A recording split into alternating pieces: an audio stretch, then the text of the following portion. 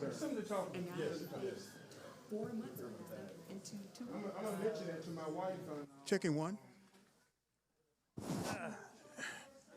Checking two, checking three, checking four, checking five, checking six, checking seven, checking 1, 2, 3. Check, check, check, check. Do I have audio? Do you see that audio on the big screen? Checking 1, 2, 3. All right, that's good.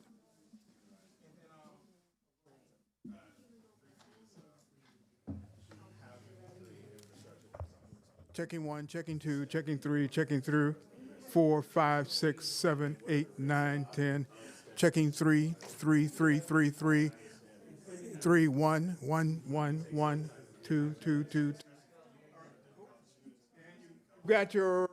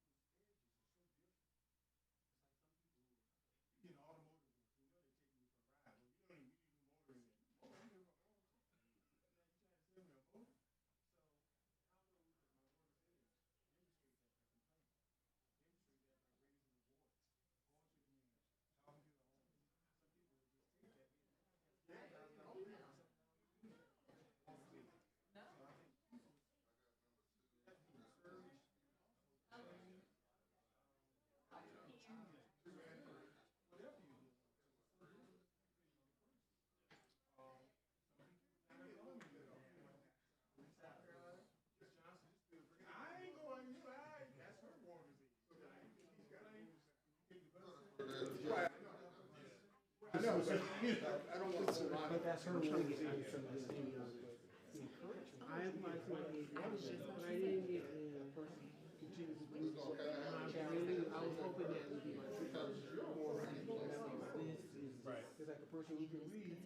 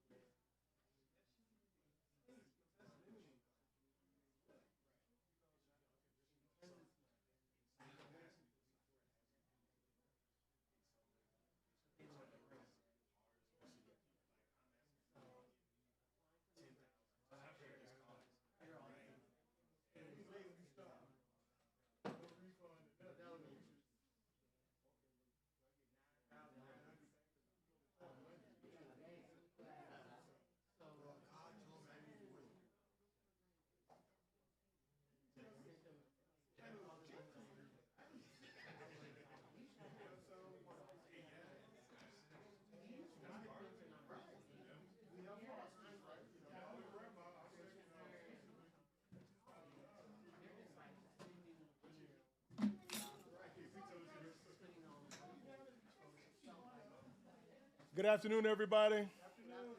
Good to see you. Thank you for your time. And what I would like for us to do, we'll talk more about where this goes, but I need to make sure that I greet the people after worship, which is why I did that. Thank you for your patience. It's very important that I do that. And I was missing that and what it means to ground me in my work and what I need to do. So just thank you for being here.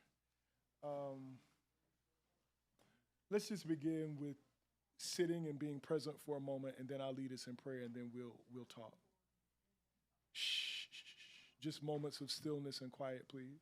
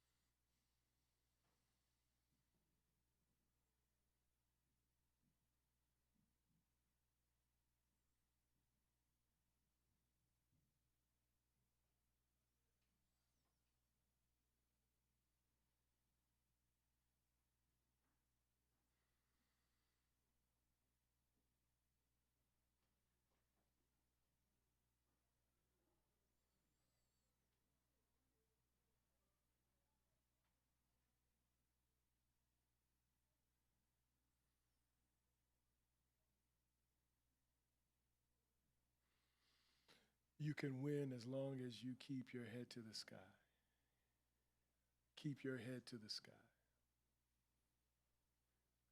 O thou in whose presence our souls take delight, on whom in affliction we call, our comfort by day, our song the night, our joy, our salvation, our all.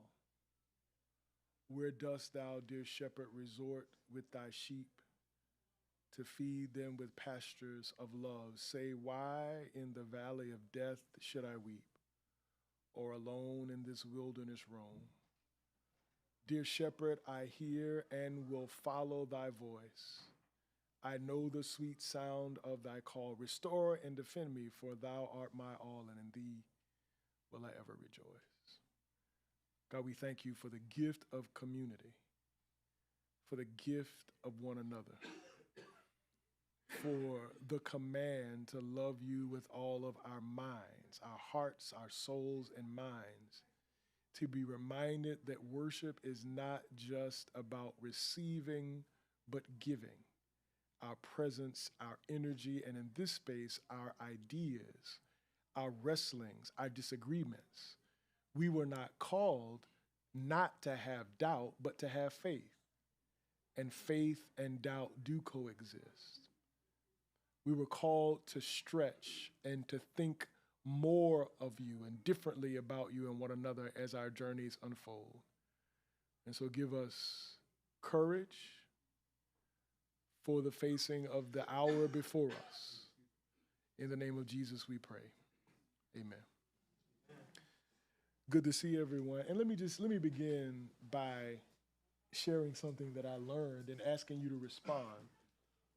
And I think I shared this before, but I want to hear your thinking because it resonates with me, which is why I ask us to be still. And many times I try to have that practice. In the canons of African rhetoric, silence is one of the canons. It is not a canon in Western rhetoric. In Western rhetoric, it's always speech and communication driven, but in African rhetoric, silence is a canon. They believe that you cannot speak until you have practiced silence. And in many African cultures, you know you cannot speak until the elder has given you permission to speak. You have to ask the eldest person in the room for permission to speak. So I just want to ask, what is your experience with quiet and with stillness in your own life? Are you afraid of it? Do you avoid it because you don't want to hear yourself or be alone with yourself or alone with the divine? That's often where I am. I keep noise going because I don't want to hear the truth that's in me. I don't want to hear the truth of the divine. Many people came to me and told me today, what you said today, I mean, I need to walk, but I won't. And I told them, I'm like that too. And then often in silence, I will hear in stillness the direction to move, but I won't. But I just want to ask you all, what is your, just anybody, your thinking around stillness, silence, around deep listening and presence? Because to me, that is true prayer. True prayer is not with words, but with listening. I am too impatient to be silent. I just can't rest. My mind won't shut. I probably average, for example, 3.5, 4 hours of sleep in the 71 and a half years I've been on this earth. Because I have problems resting and shutting down. I'm afraid that if I shut down, I won't wake up. So let me ask you this, Dr. Wayne. Is it something you want more of, or is it a desire for you? Absolutely. Peace. Yes, I'd love some peace. In the communal moments of stillness, what was happening in your soul today? Trying to figure out what it is I'm supposed to be still about. That's a good start. And the people that I have read who write about this say that the practice is wandering and coming back. Yeah. Like, you cannot beat yourself up about wandering. The masters, women, men, whomever the practitioners are, they still have that, but they come back. So I would say, and then they say, don't start off at, say, I'm gonna do 2 hours a day. You know you won't. So what we did there was about 2 minutes. I just kind of slowly count to 60. And I say start small, and if you're not afraid to try it, it's nourishing for me. And I think we need to know that this culture is designed to keep us from doing that. Because if they keep us noisy, they keep us spending money, they keep us arguing, they keep us from tapping that deep well within us. So thank you, Dr. Wayne.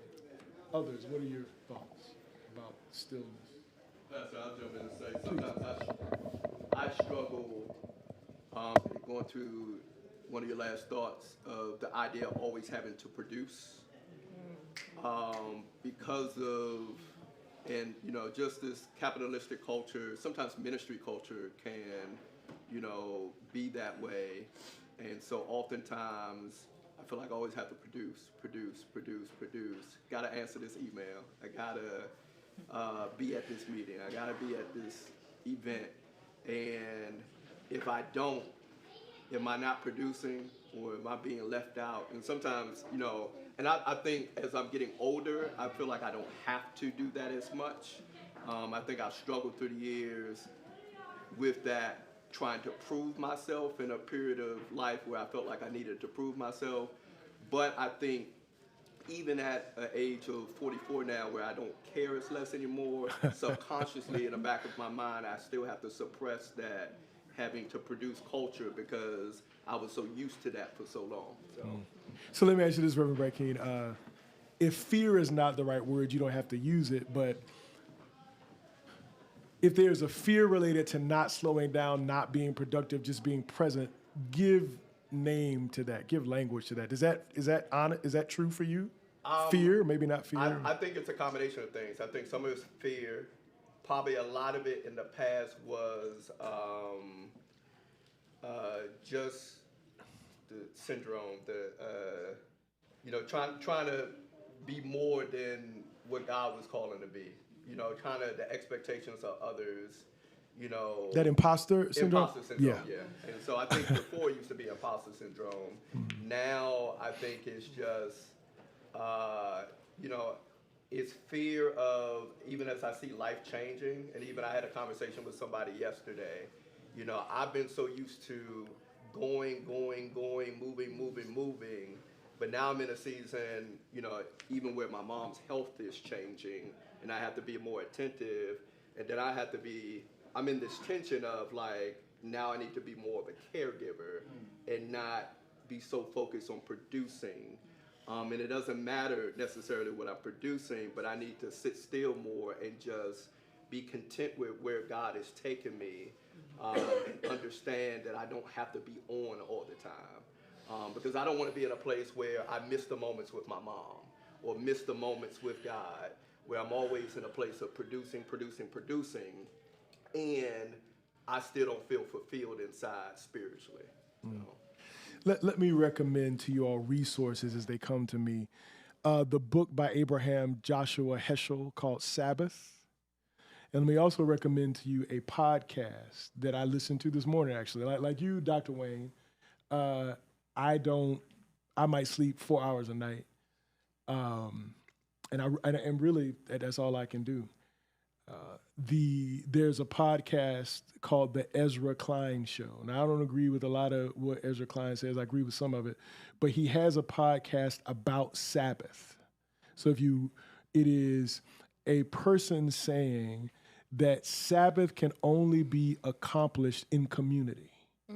So what she's saying is, her read of Heschel is that Heschel talks about Sabbath kind of individualistically. This is what Heschel says that helps me. When you talk about producing and materialism, he says that we build cathedrals in space. So we spend our lives building stuff you can touch: money, houses, travel, prestige. He said, Sabbath teaches us to build cathedrals in time. Do you hear the difference? One is a building in space for things you can see, taste, touch, feel, all that. But cathedrals in time, the reason I said let's be still, time is very interesting in that these people, one of the things in the podcast, they did a study called the Good Samaritan study. They did it at Princeton Theological Seminary. Now, y'all follow me on this. This is fascinating to me. They had two groups of people. One group of people, they said, you've only got 5 minutes to get from point A to point B. So they're rushing. The second group of people, they said, you got to get from point A to point B, but you got all the time in the world to get there. And to complicate it, they put in the path a few people who were really distressed and looked like they needed help. You follow me so far? So two groups. One has been programmed to rush. The other programmed, you got all the time in the world. Both groups pretty much have the same morality, ascribe to the same philosophy, theology, got the same beliefs. Which group do you think tended to the people who needed help? The rushing group or the group that had all the time in the world? The group that attended to the people were the ones that had time. Because those who were rushing, here's the thing. When they brought them back, who said they couldn't see? Who said that? Exactly right. Dora's right. They didn't even see him.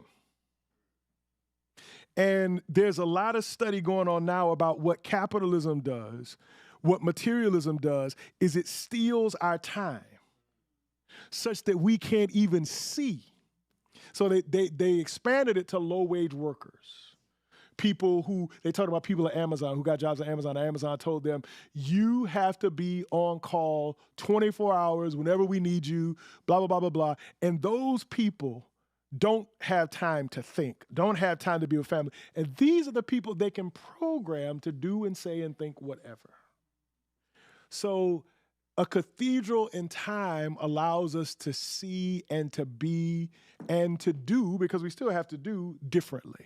So the Ezra Klein podcast and the Abraham Joshua Heschel book, and then there are other things too, but let me hear from others. Kalila, go ahead, please. I think one of my struggles is that I hide in stillness, Thank or I you. use stillness as an excuse to step away from the things I should be focusing on, things that I have responsibility to.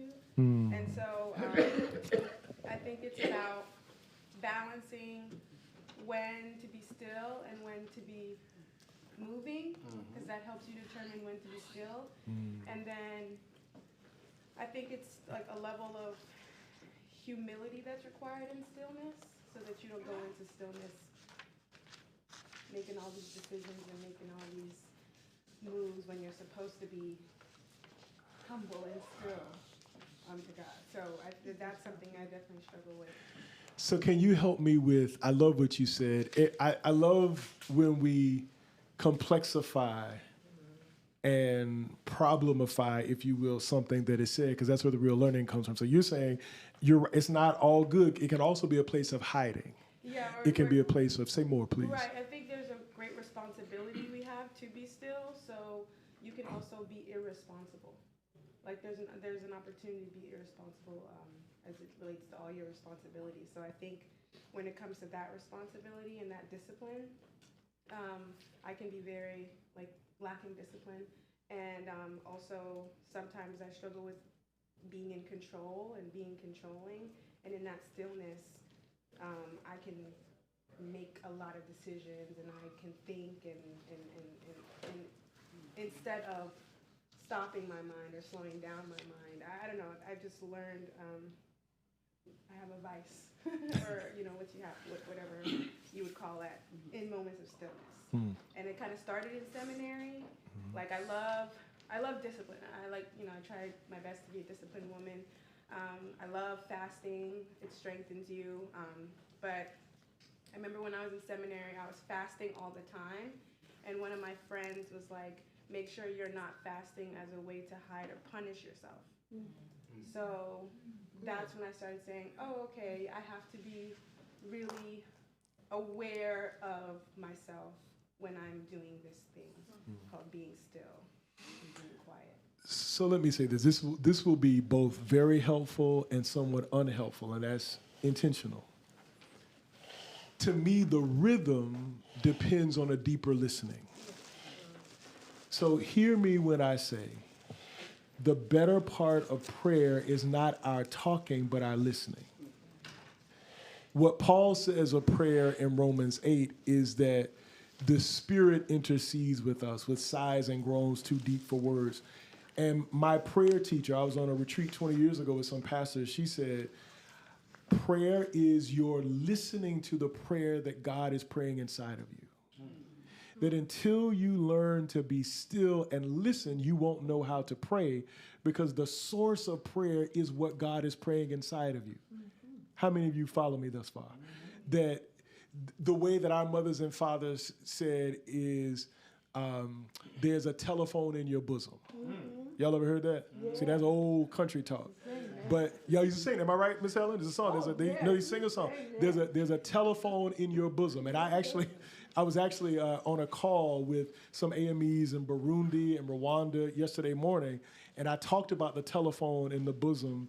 And one person said, well, for today, it would be more like the internet in your bosom, right? or a router in your bosom. But the bottom line is that there is something in us that is always communicating. Can't remember this guy's name. He has a book about creativity. He says, now this is going way back, with radio and antenna, that radio waves are always sending sound, but you got to tune in to hear it. So the argument is that the divine is always communicating. And let me be clear now. You got to be careful, because the divine is radically free, so the divine may be silent. And sometimes the divine's communication is silence. Sometimes the divine's communication is not silent. It's loquacious at times. There seems to be a lot going on. But when I think about what Kalila says, I think that Kalila is right. And for me, the challenge is how stillness, I think the spiritual teachers say that stillness as a discipline is a way to cultivate hearing the voice of the one inside of us. I can't hear when I'm always busy. And so there's more to say, but what I think is important, because I think that this current geopolitical and domestic situation has our attention, that the attention should mean that we are more willing to be in union with the divine so that we will know what to do at the water's edge. I think B.B. King has a song called Don't Make a Move Too Fast, right? So you got to move, but you got to know when to move and how to move. And there are people, there's a book by Brother Lawrence, it's an old book called Practicing the Presence of God. And his argument is, he was a monk, and while he was washing dishes, he was practicing the presence of God. While he was making beer, which is what they did, he was practicing the presence of God. While he was gardening, he was practicing the presence of God. And then all this other idea around Sabbath, that the woman on the podcast says black people are masters of Sabbath because our meals after church are Sabbath. You follow me? When we eat together and laugh together and love together.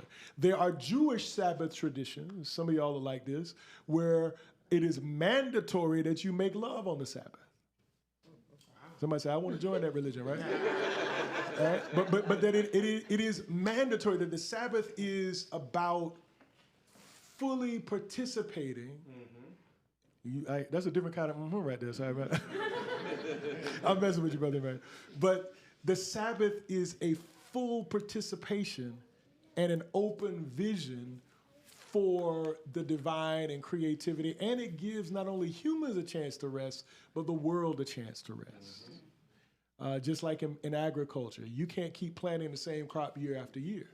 You have to let the ground rest so that you don't rip out of it all of the nutrients that make things grow. Let me just hear from a couple more of you, and then we'll switch. What are you thinking? For me, I think in my years on this earth, I was always taught we all have a toolbox of life. And so silence is a part of that. And when I added silence into my toolbox, it heightened my other skill sets or tools that I had.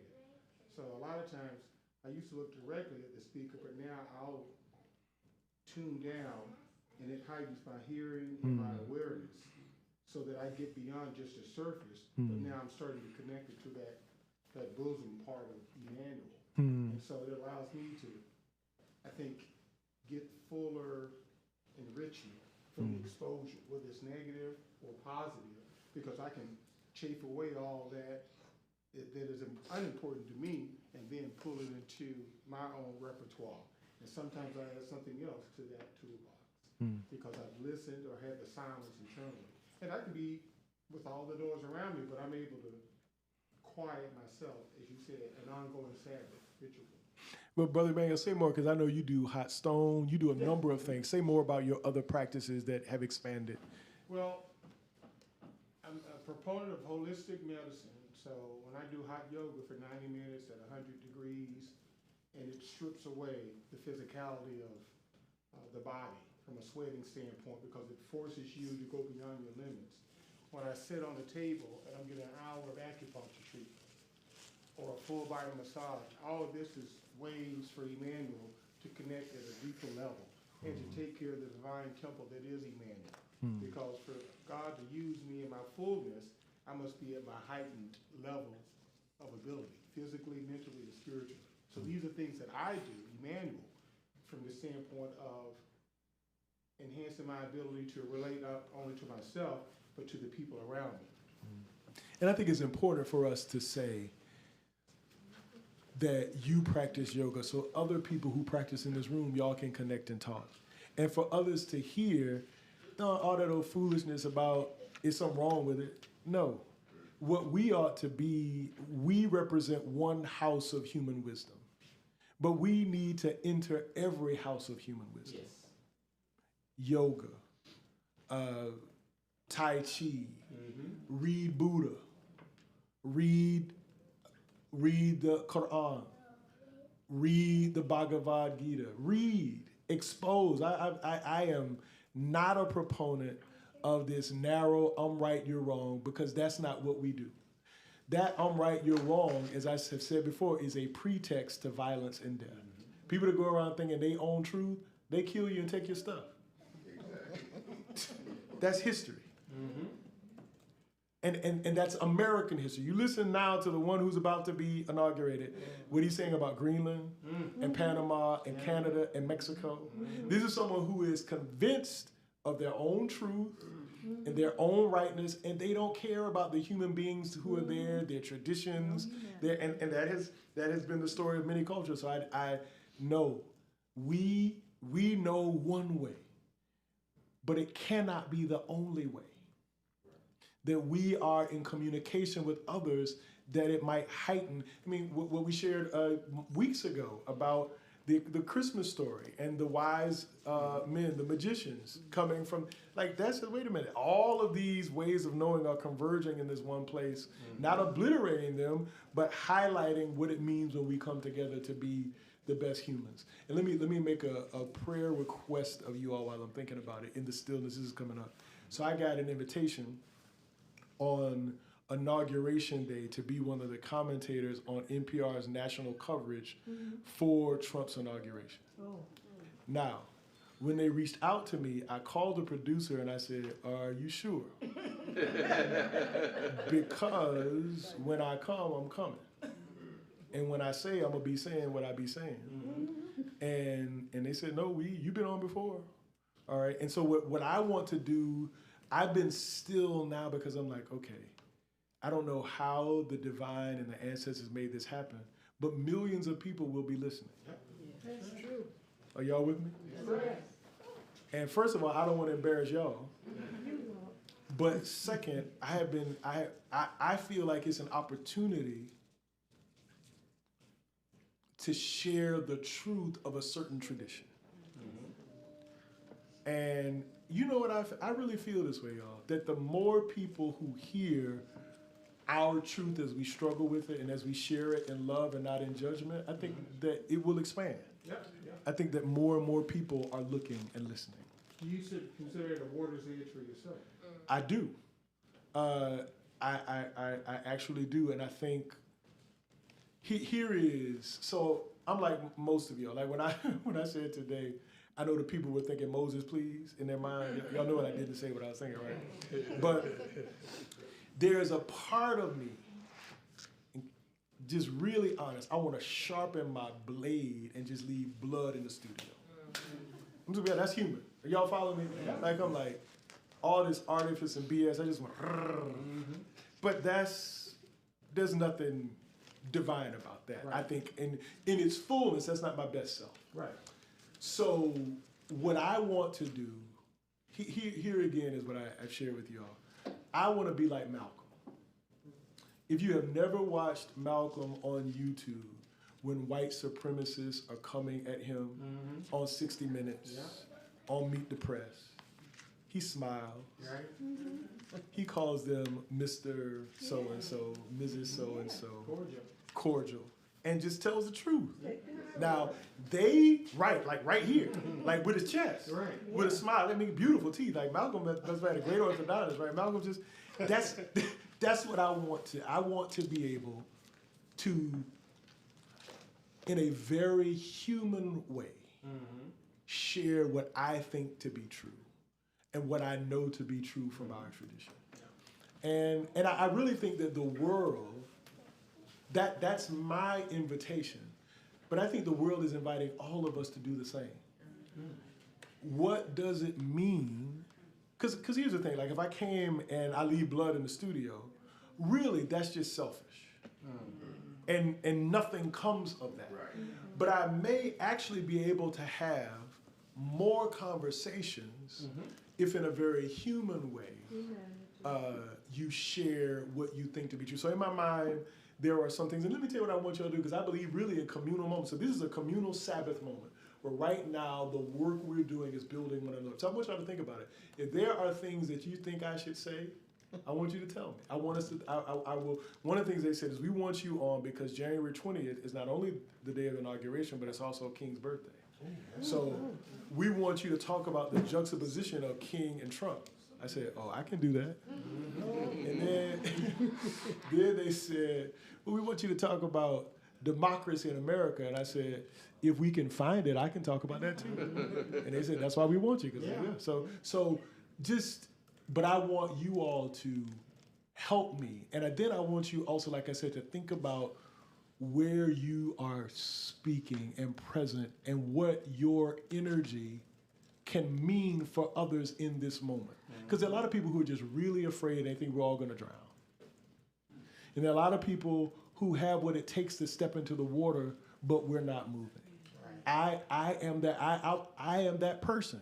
I want Brother Emmanuel to, I'll get up to the ankle, get up to the knee, and then I'll do the moonwalk back to the shore. But I want my nose in the water. And I don't think that we get our noses in the water unless we do it together. That's kind of what we talked about earlier before you came in, Pastor, that there are people, and we're all in different stages, whether the water's edge is our job, as a student, as an organizer, whatever it is, we have these water's edge moments, and how do we encourage people not to have, we're all going to always have that feel, but when you feel the water at your ankle, it's not nearly as intimidating when it's at your chest. That's right. And it's getting cold. You know, or it's starting to rain, whatever that water's edge moment is for you. And so how do we know then to continue to move forward? And for each of us as individuals, that can be very different. Because I don't want to not be liking my job, you know. I don't want my neighbors to stop talking to me, you know, or whatever it is that in that water's edge moment that comes across. But the thing that made, to me, Malcolm so great was the way he could look you right in the eye and not be physically threatened, because I'm supposed to be a big, bad, killing black man. But I'm going to give you the respect, you know, the articulation. So where's the intimidation?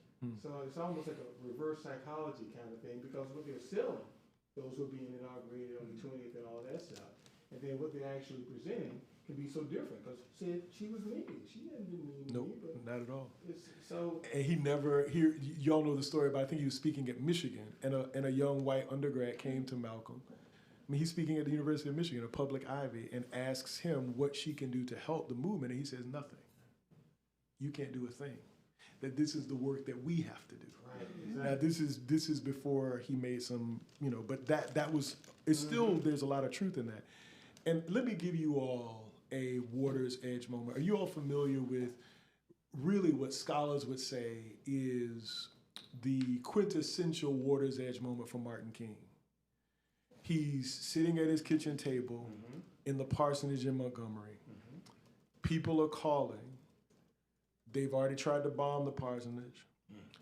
That night, the phone rings. He picks it up. Nigga, we gonna kill you. Nigga, we gonna kill your family. Nigga, nigga, nigga, kill, kill, kill. He sits at the kitchen table early in the morning. He brews coffee. And he says he hears the voice of God saying to him, Martin Luther, I sent you for this work. Martin Luther, a divine experience in the first person, a theophany, an epiphany.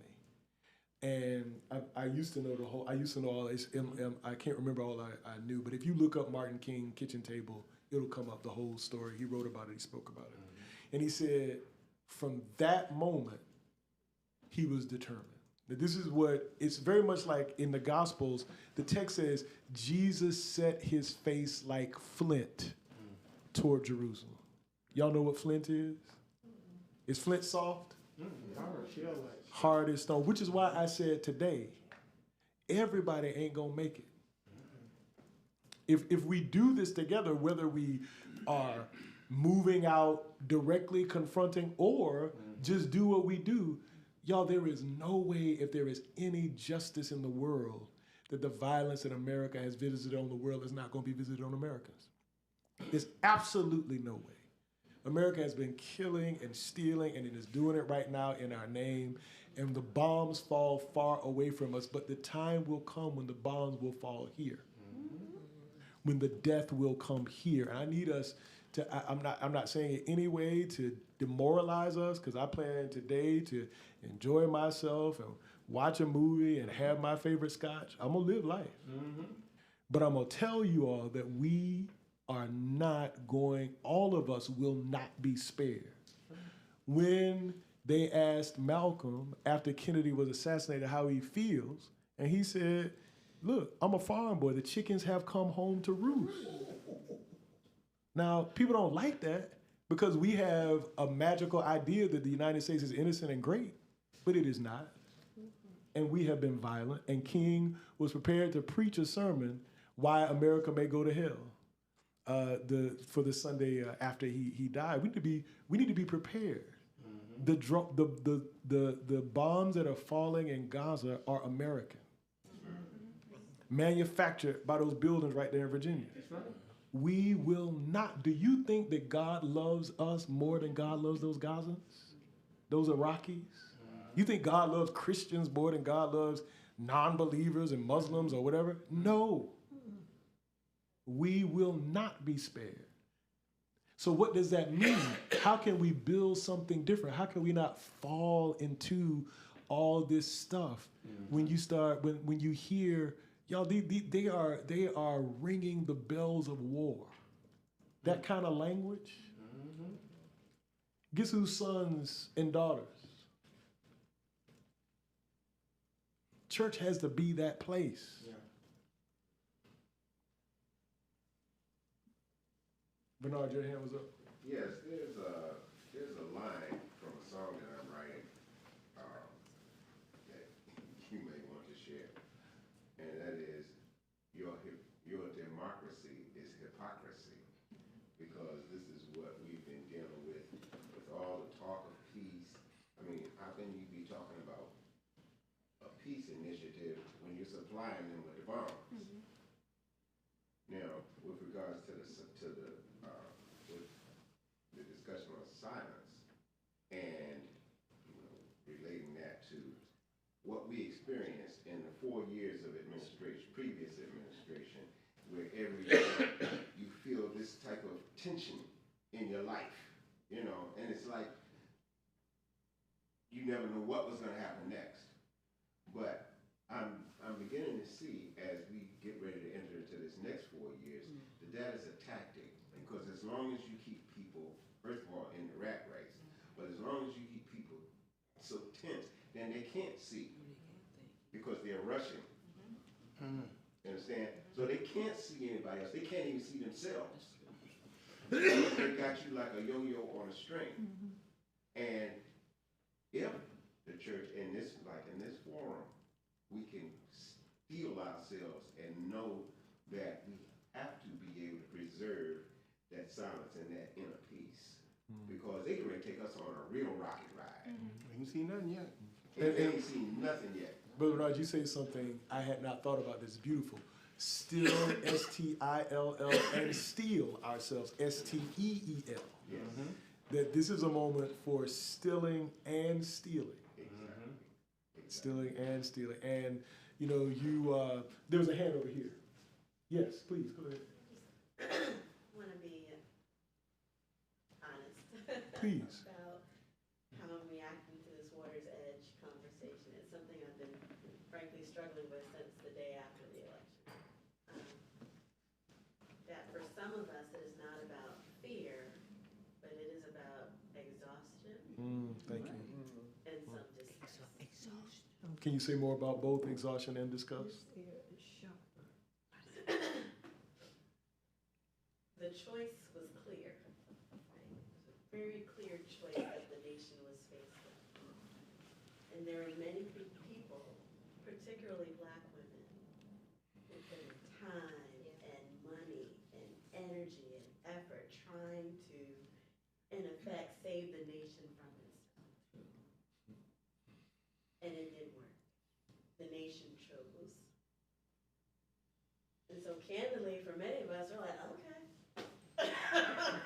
That's what you want. And so intellectually, I know that there will be people who will be harmed by this new administration. I know that. I'm clear. And yet, I'm still like, I just got to make sure my family's okay and get through the next 4 years. So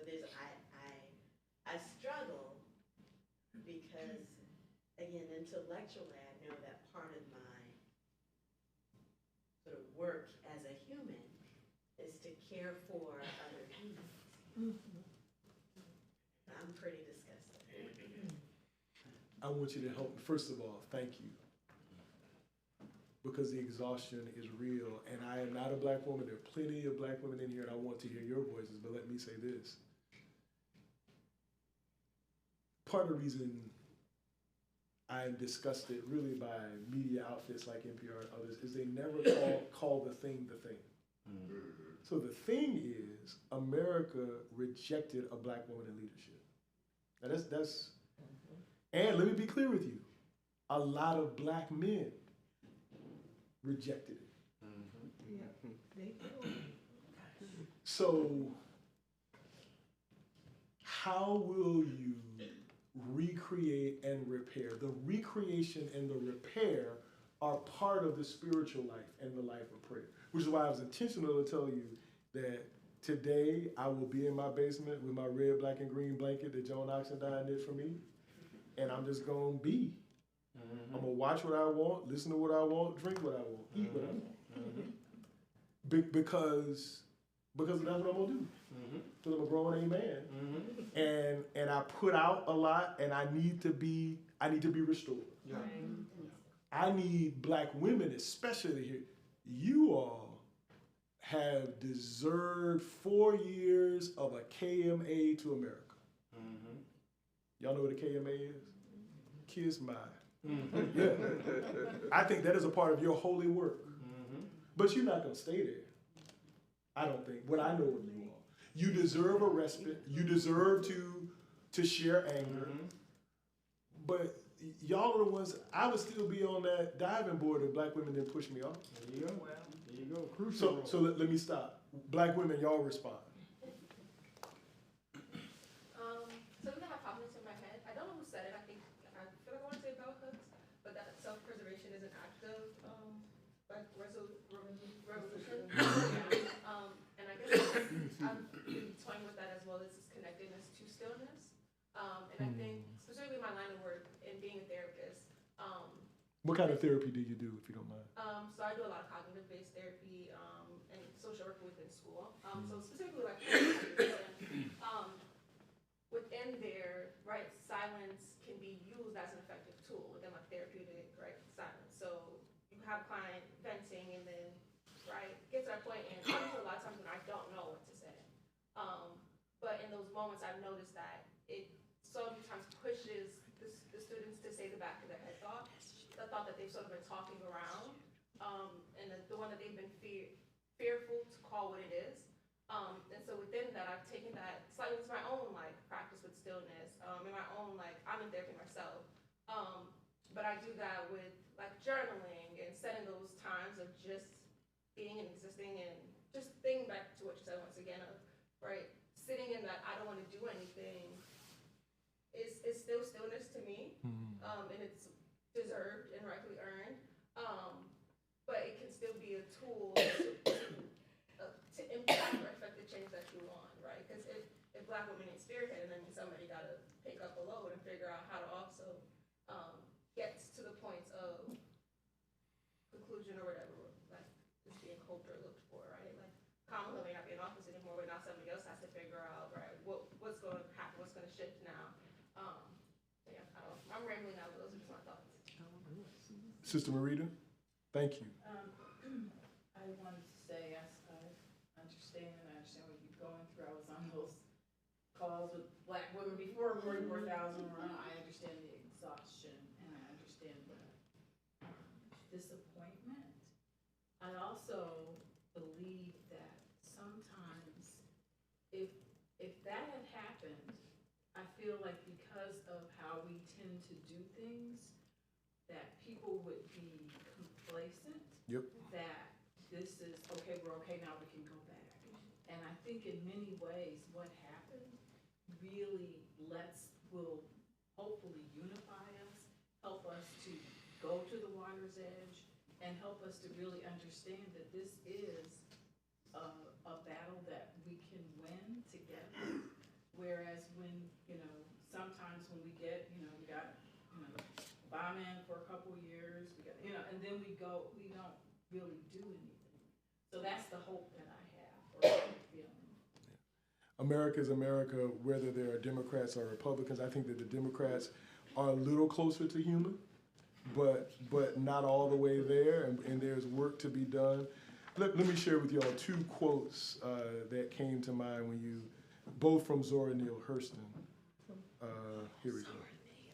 So the first is, and this language has always been tough, but I think it speaks to what you all have lifted. Zora Neale Hurston, in Their Eyes Were Watching God, 1937, she puts these words in Janie's mouth. Y'all have read Their Eyes Were Watching God? Mm-hmm. That black women are the mules of the earth. Mm-hmm. Y'all know that quote? Yeah. Black women are the mules, M-U-L-E-S. You all know what mules are. Yes. Let's talk about what is a mule. It's a A beast of burden that really nobody loves a mule. They just make the mule work. And they give the mule enough to subsist, but never enough to thrive. So this idea of, how many of y'all have not heard that before? That's an arresting quote. And then I've got one more here from Zora Neale Hurston, which I think gives the mule, but also a vision beyond. I have been in sorrow's kitchen and licked out all the pots. Mm-hmm. That's incredible, isn't it? Mm-hmm. I have been in sorrow's kitchen. Mm-hmm. And I grew up licking pots. The old folks would let you put your finger in there. Like grandma would make that ice in and let you, that's the only time you could lick anything in it, right? I have been in sorrow's kitchen, licked out all the pots. Then I have stood on the peaky mountain wrapped in rainbows with a harp and a sword in my hands. Listen to that one more time. I have been in sorrow's kitchen and licked out all the pots. Then I have stood on the peaky mountain wrapped in rainbows with a harp and a sword in my hand. That's absolutely. I think, thank you for saying that. It is, I have many thoughts, many feelings. But one of the things that I've been thinking lately, of course, with this conversation about what are Black women supposed to be doing, reflections on what Black women have done and what the future of doing the work our soul must have will actually look like. And I've just started to really just think about things through this concept of efficiency. And I guess as it relates to the work that we're doing to save ourselves, that calibration, recalibration, checking for accuracy in our stillness is going to have to be a practice that we engage, and that we have to be very serious about that and very intentional about that. Can you say more about that? Yeah, because, like you said, if we don't do anything, who's going to do that? But we also have to be very honest about exhaustion and all of the things that are attacking our bodies as Black women. Uterine health, heart disease, all of these real things that freedom work and struggling can exacerbate, or vice versa. This freedom work kills. It's stressful. People die, and people will continue to die doing the work. And so, what can we do to ensure that the work continues to be done, our health and our wellness is prioritized, and that we don't get exhausted in the fight? And I do think there are times in stillness, or we can use stillness as a way to kind of check for efficiency. How can we do things better? How can this be done more efficiently? And by efficient, how can we achieve the goal while also keeping ourselves alive? And we just kind of have to be prepared to have hard conversations with ourselves. We rallied behind Kamala. Sometimes I don't know if that was the best idea. What might have been another idea? I'm not sure, but I'm almost sure that I don't know that was the best idea. And let me say this, Kalila. I think it's important, and I'm going to come to you, Keisha. like black people cannot be the people that if we elect one of our own, they get a pass. Yes. Now, yeah, now we're good with that. Like I think about Raphael Warnock, Brother Emmanuel's wife's home church pastor. Now he trades on the legacy of King, but he's quiet about Gaza. And the reason he's quiet about Gaza is if he says something about Gaza, he ain't gonna get reelected. And he will not get Jewish money to be reelected. So he's making a calibration. And often when he stands to preach at Ebenezer, there are people who stand up and turn their backs to him on Sunday morning with Free Gaza, Free Palestine shirts. Now, Raphael Warnock was trained by James Cone. He knows everything there is to know about America, empire, black liberation theology. And we do need people like Warnock in the Senate, right? We do need that. You can't have 100 Mitch McConnells or we are all, like hell will be 100 degrees hotter, right? So black people's politics have always been pragmatic. So I'm not beating up on Warnock. Warnock has made a decision. And you and I have to make our decisions, be at peace with them and understand. Warnock is probably saying, well, I'm not gonna do that. That's for somebody else to do, but I need to be here, blah, blah, you know. So they're trade-offs. Keisha, go ahead. And I'll come to you, Alex. Yeah, I don't actually like talking about the election and so forth because to me it's a distraction, right, to your point. It is, but when you shared about us as black women having poured so much into Kamala, and I think we poured into her because she was a black woman, and black women take care of their own. So she could have been a Republican, and there would have been more black women being Republicans. Not to say that we're all over the place, but we take care of our own. And we were inspired by her, and she was our best shot, and everybody poured into her.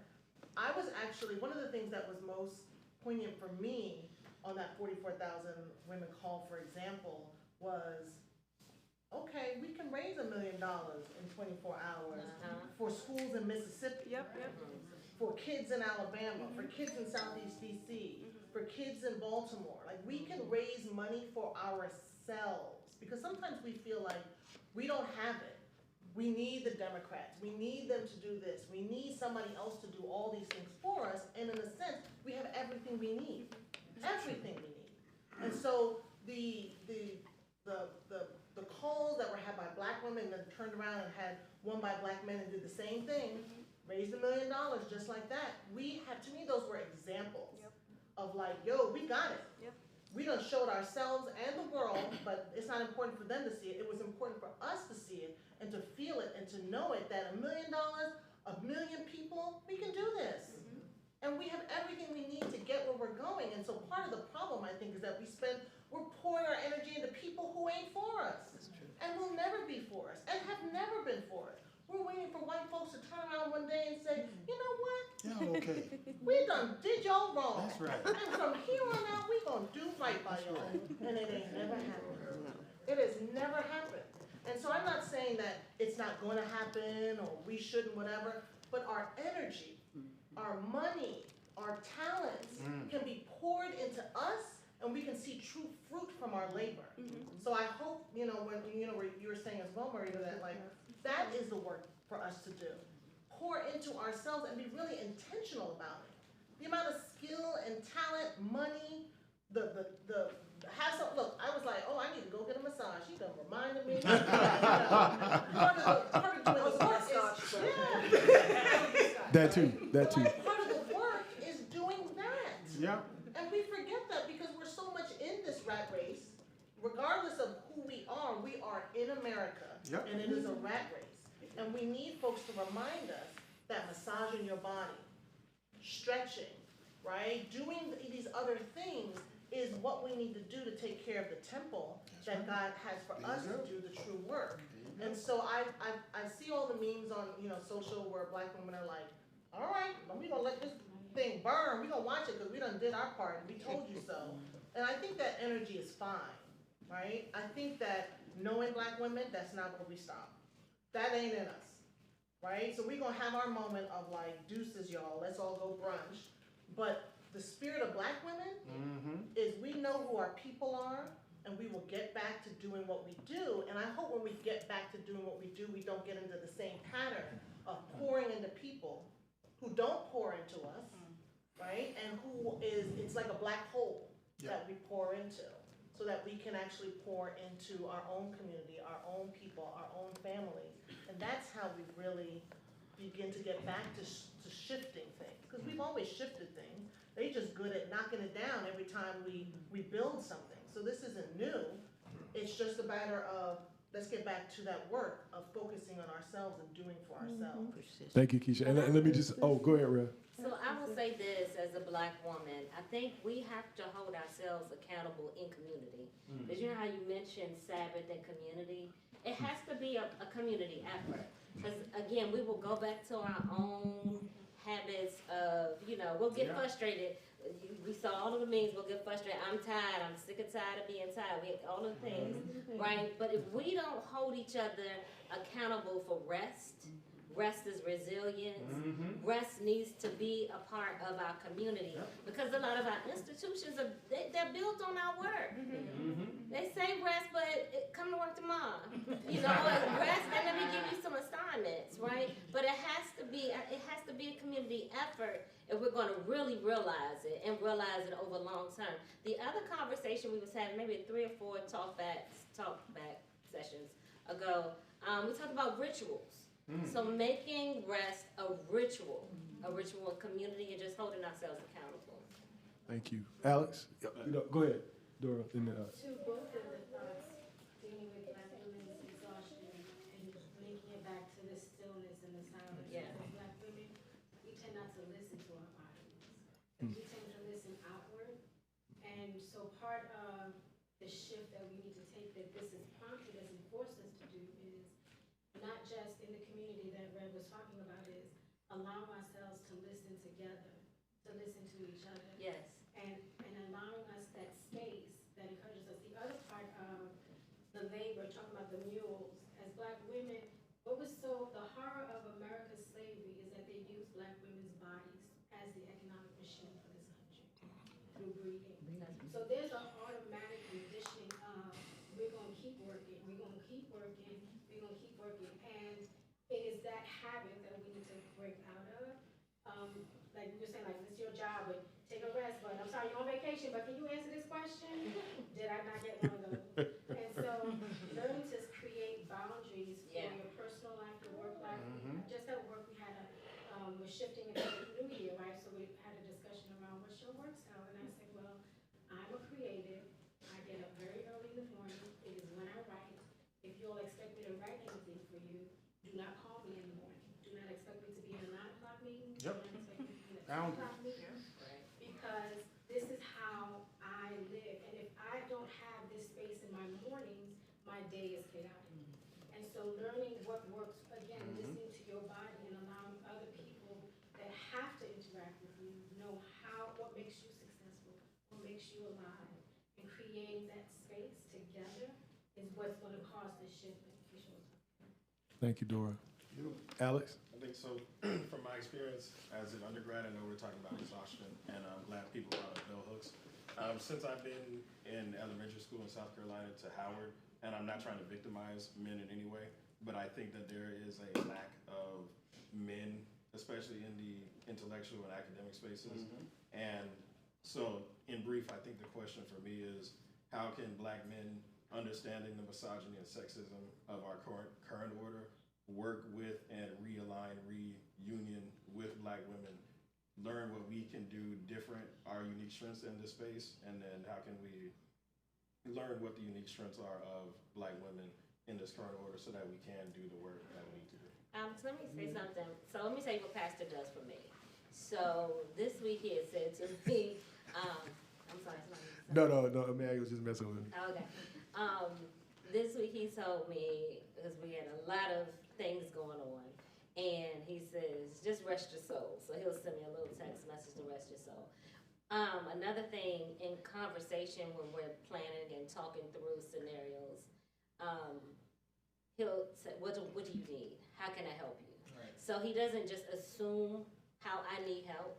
He will ask me how I need help. And he shows up in the help. Sometimes he shows up faster than I want him to show up. But he does that. So in partnership with other people in community in the work, you said how do black men show up, you know, communicate, ask what's needed, show up, you know, talk for, like, advocate for women in spaces that they're not there. Yep. Do that. And you're right on point because Yeah. Oh, no, go ahead, Brother Man. to add on to that, my wife and I, we have a beautiful relationship because she advocates for me. Like when she called the pastor and I was in the hospital, Yes. you know, I fell in love all over again. I'm in the bed like this, and she's over there fighting, beating up the doctor. No, we're not gonna do that, you know. And so that advocation is important. But to your point, we have to be the role models. You have to see that relationship as me and my wife, or Thetford and his wife, and how he conducts himself in support of her, and vice versa. We're your role model. And then be approachable enough that you feel comfortable to ask me a question, you know, from a relationship standpoint. Because women and men, we want the traditional aspects of relationships. Can you hold the door open? Can you help me put my coat on? Can you cook me a bowl of Kool-Aid? I mean, you know, things that I don't want to cook bowl of Kool-Aid.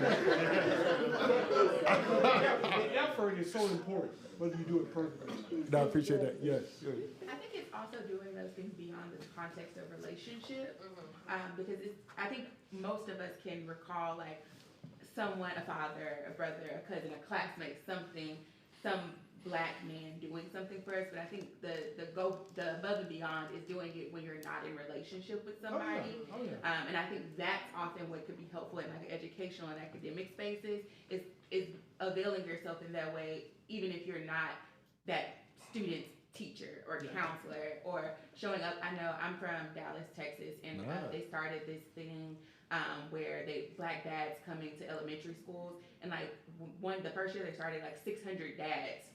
Not at this, they weren't dads for this particular school, but they all showed up at this school in droves, just because they cared. And so I think doing things like that, like I might not have a kid at this school, I might not even have kids yet, maybe I'm just a black man who's interested in helping kids, but doing those things outside of the context of relationship kind of helps, I think would help heal from a community perspective, just farther than an individual perspective. I agree. Hold on, I want to hear from those who have not spoken. Courtney, go ahead. Thanks. I'm so happy to be here, and it's wonderful to hear everybody. And I share, I'm obviously not a black woman, but I unless you can tell. We coming all I do, in whatever way, and maybe it's a different way, share in the exhaustion and exasperation and disgust. And the disgust is one of the things that's really been getting me down, and it's like, one of the things I've been questioning and how can we bring it to the forefront is, what does it mean to be human? Because some of the people, when I look at the Pharaoh and the chariots and all of those people, I'm like, are you human? Like I heard them talking about like taking away Medicaid, and Michael Steele was like, well, where are the poor people didn't get health care? I'm like, I don't think they care. And so it was like, what does it mean to be human, and how do we bring that essence and that discussion back to the fore and tap into people's humanity? And then my other thing about being at the water's edge is, part of me is like, but what do I do? I feel so helpless. Like I want to do something. I want to be positive in some way and to contribute. Where's the group? What do I do? So let me say, part of our coming together, and I'm going to leave this in the hands of, we're talking about, we can't do this every Sunday because that really will destroy intent. We were thinking about every second Sunday, and if we need to do twice a month, we can think about that. But what we need to think about is the group. We're here because of Keisha and her talking to me about, hey man, we need more. And that's why, raise your hand, Keisha, for those who may have forgotten. This is the one who said, hey man, we need more. Yeah. And so I need you all to know that we're listening, I'm listening, and we need to figure out, so what then is the social aspect of this? How then do you all, Courtney's lifting herself up, but I think it's all of us, how do we link arms socially so that out of this relationships grow? That really is the only transformation comes relationally. Whether it's that's I, thou, or I, it, to use Martin Buber's language, that it's connection. Yeah. It's relationship. So how do we move this to that? And I am going to I don't want to direct that. I want the group to direct that. And then the last thing, I want all the men in here to raise your hand. Now look at that. That is like the super minority. Like super minority. So you look in the room, and I'm the pastor, but if you take women out of the equation, nobody in this room, nobody in that room, nothing. So then what I really want to do is listen and learn, and if you detect the bad stuff in me or us, we got to fix it. And Rev, I appreciate even the humorous way you said, I call and sometimes I jump too quick. See, now that is me, that's a lesson. So then I need you, all right, I need your help, but this is how I need your help. And I mean that. Like I mean for us to do better. Brother Mary, I like you as an elder saying to Alex, a young guy, we have to model that, and then we have to be in communication about it. Khalil, I think your hand was up, and I think I want to get to everyone just very briefly since you've spoken. Just back to what Alex was saying, I think about all the time the fact that Black women's work, as it relates to the struggle, is always connected to sisterhood.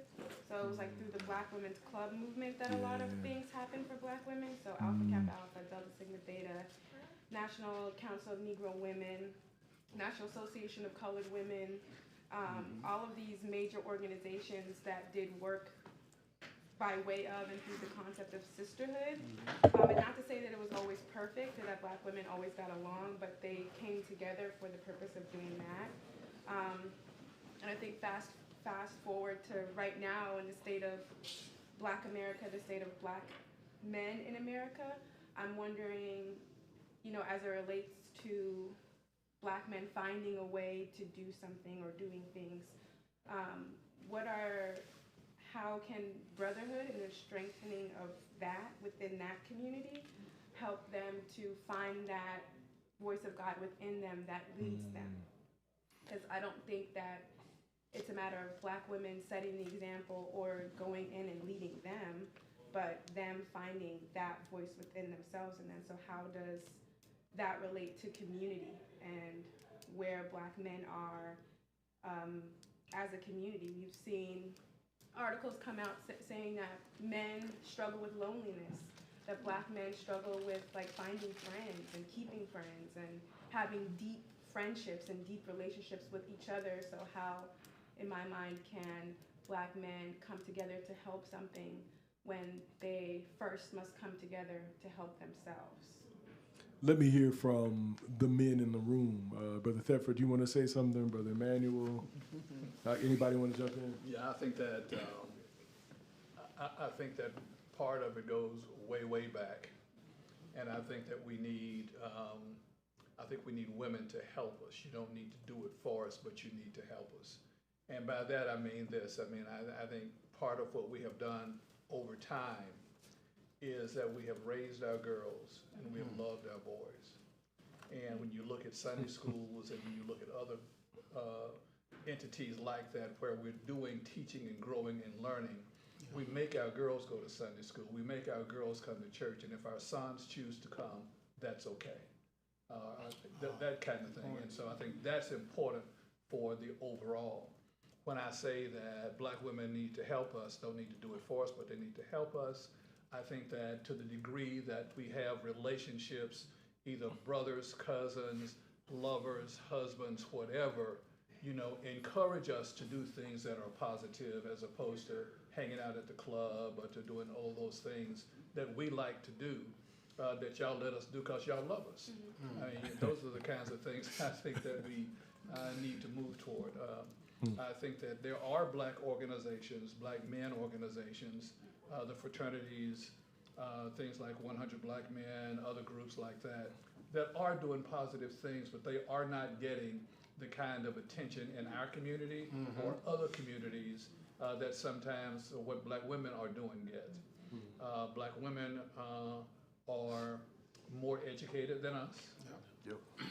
We are more in prison than Black women.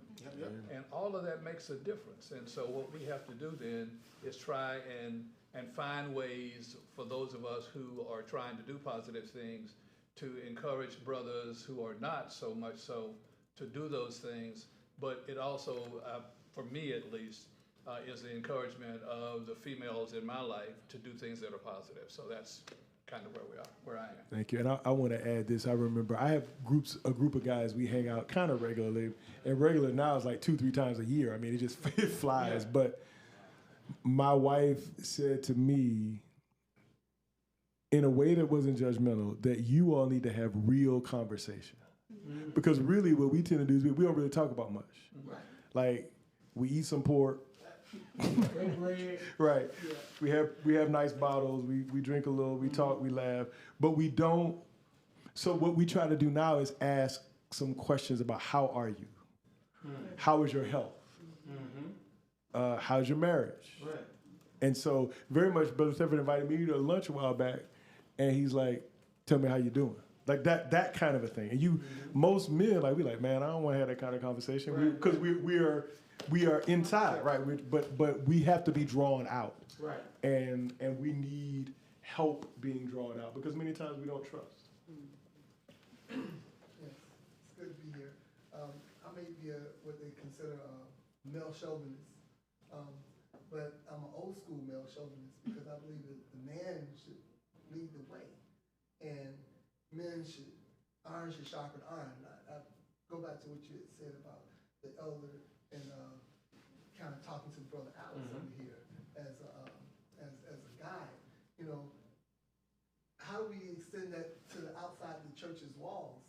You know, when I'm on the metro, for instance, if I'm not with anybody, I'm traveling solo, you know, I'll say something to a young person that's sitting on the edge of the train track or doing something not proper.